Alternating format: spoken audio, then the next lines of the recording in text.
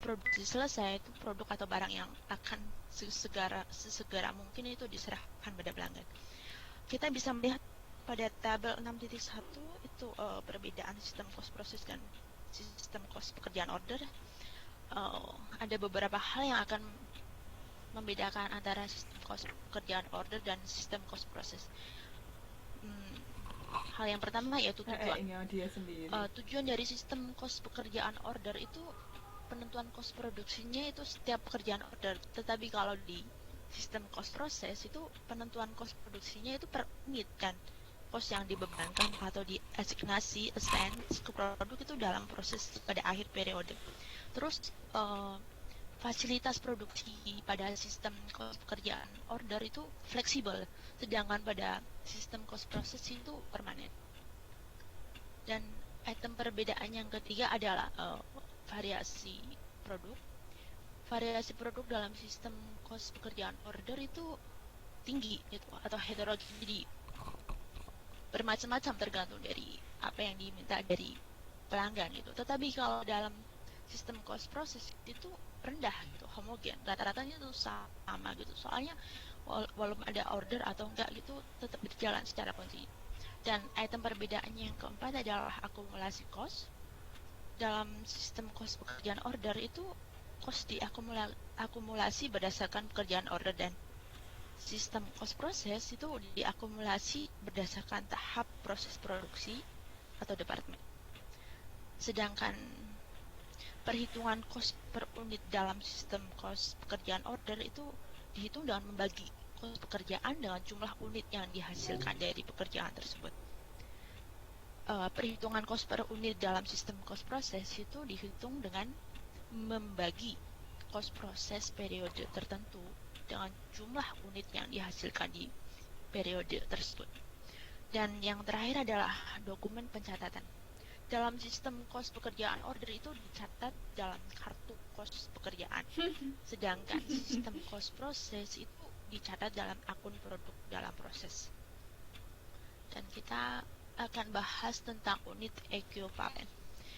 Unit ekuivalen yaitu unit yang selesai yang dapat diproduksi dalam suatu periode berdasarkan sumber daya yang dicurahkan dalam periode tersebut untuk menyelesaikan produk. Jadi perhitungan cost unit itu dilakukan selama periode tertentu gitu kan. Terus juga merupakan tahap penting dalam pembuatan laporan cost produksi. Cost unit ini dibutuhkan untuk menghitung cost produksi yang ditransfer ke departemen lain dan menentukan nilai produk dalam proses. Jadi jika tidak terdapat produk dalam proses pada akhir periode itu, maka perhitungan cost unit dalam sistem cost proses merupakan hal yang sederhana, yaitu hanya membagi cost total yang terjadi selama periode tersebut dengan jumlah unit yang diproduksi. Dan perhitungan produk dalam proses yang masih ada pada akhir periode merupakan masalah yang penting dan sulit dalam sistem cost produksi. Dan produk dalam proses di akhir periode itu merupakan produk yang belum selesai gitu, sehingga unit yang selesai dan ditransfer ke departemen lain selama periode tersebut juga tidak sama gitu, ekuivalen gitu dengan unit produk dalam proses. Dan cost yang dilekatkan pada setiap unit produk selesai dan unit produk dalam proses itu harus berbeda. Untuk menghitung cost unit, maka jumlah output periode tersebut juga harus ditentukan. Dan slide berikutnya adalah akuntansi sistem cost produksi dan laporan cost produksi tanpa PDB awal dan penambahan bahan baku.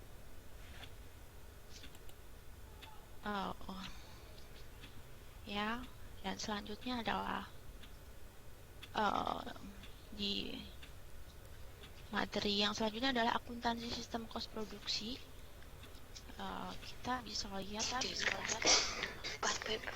pas anu kan ngomong juga itu yung bisa dibisa gitu yuk.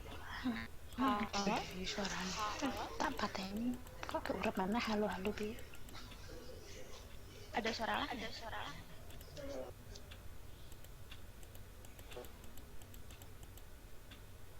Berarti orang yang masuk NASA itu bisa saya mulai lagi?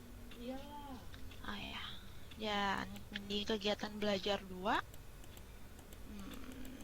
tentang akuntansi sistem Waduh, kos produksi gitu kan ya, yang tadi saya sebut. Yang pertama adalah akuntansi sistem kos produksi.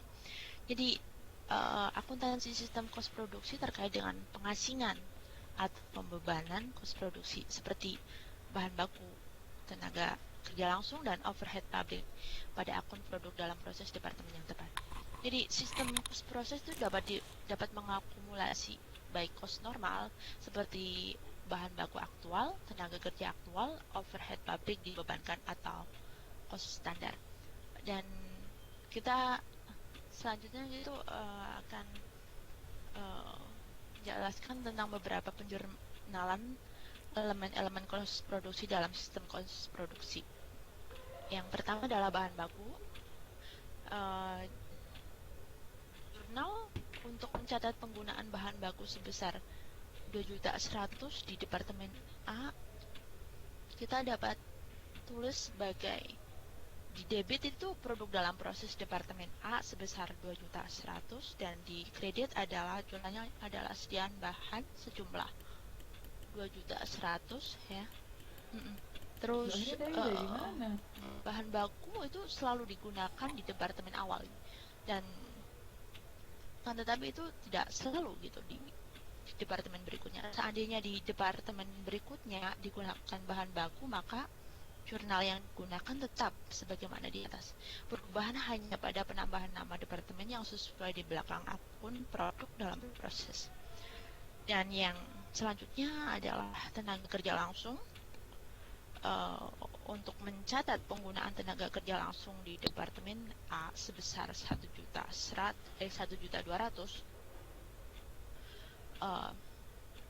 Departemen B sebesar 1.450.000, misalnya adalah sebagai di kredit adalah produk dalam proses Departemen A sebesar 1.200.000, dan produk dalam proses Departemen B sebesar 1.450.000, dan di kredit adalah utang gaji dan upah sebesar 1.650.000. Kita bisa lihat di halaman 6.23 ya. Dan yang selanjutnya adalah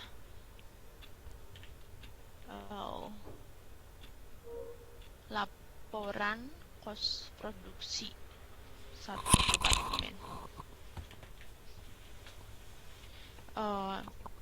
Berikut ini merupakan data produksi PT Buana Suci selama bulan Maret 2000 sekian, dan Departemen A itu yaitu unit dimasukkan ke proses sebesar 5.100, terus ditransfer ke produk jadi sebesar 4.900, produk dalam proses akhir yaitu Departemen A BB 100% dan konversi 40% sebesar 200. Kos terdiri dari bahan baku sejumlah 10.200.000 dan tenaga kerja langsung sebesar 5.478.000, dan overhead pabrik dibebankan sebesar 2.739 gitu. Jadi kita itu menggunakan 4 tahap ya dalam membuat laporan produksi, dan kita bisa lihat di halaman 6.27 itu langkah yang pertama itu kuantitas di departemen yang bersangkutan itu unit yang dimasukkan ke dalam proses produksi berjumlah 5.100. Jadi jumlah unit yang dimasukkan dalam proses di akhir periode unit yang selesai berjumlah 4.900, dan yang masih tertinggal di produk dalam proses akhir berjumlah 200. Dan langkah yang kedua adalah unit ekuivalen. Perhitungan unit ekuivalen mengikuti konsep unit ekuivalen yang kita telah belajar di dalam kegiatan belajar 1. Unit ekuivalen itu dihitung berdasarkan elemen-elemen produk seperti bahan baku, tenaga kerja langsung, dan overhead. Dan langkah yang ketiga adalah cost yang dipertanggungjawabkan. Dalam langkah ini dihitung gitu akumulasi cost total yang terjadi di departemen yang bersangkutan. Cost produksi dipisah ke dalam elemen-elemen cost produksi, yaitu bahan baku, tenaga kerja, dan overhead pabrik. Terus kemudian dari masing-masing elemen cost produksi itu dihitung gitu cost per unit per elemen, yaitu dengan cara membagi cost dengan unit ekuivalen.